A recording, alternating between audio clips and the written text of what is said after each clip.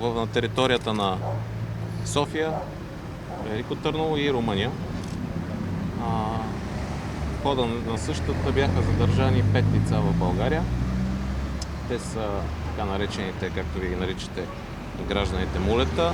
В Румъния бяха задържани 5 човека, които са от най-високото ниво иерархично на групата.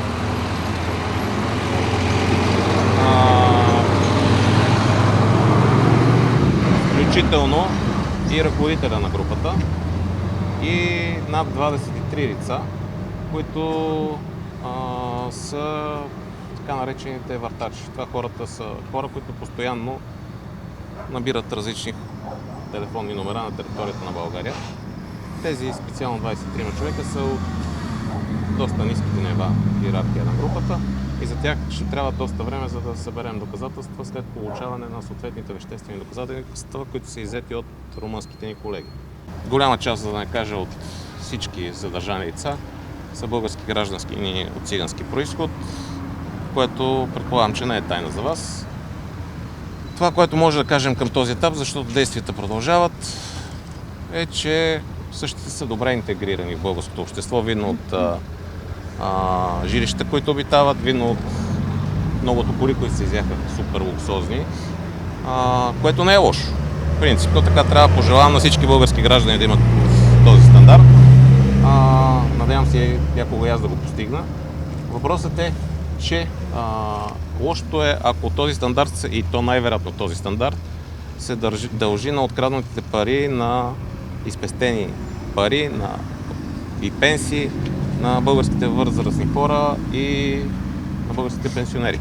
Предполагам, че цялостно проблема не можем да го решим, но тази ангажираност, която виждате, надявам се това да е първата такава група, то наистина е първата група, която се задържа по този начин и по цялото ниво на нейната иерархия.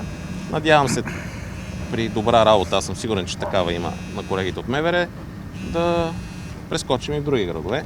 И се надявам след около година този проблем да не е със същите потресаващи размери, който е в момента. Има много лица задържани на територията на съседна Румъния. Благодаря на колегите, че откликнаха на нашите молби и се включиха активно в това разследване.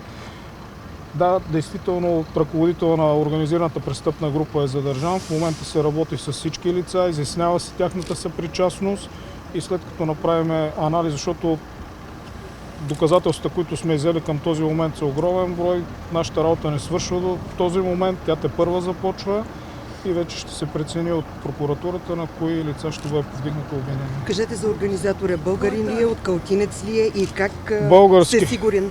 Български граждани, това сигурни сме от доказателствата, как сте сигурни, че той е организатора на групата? От това го правим анализ от доказателствата, които имаме. Това е едно много дълго разследване.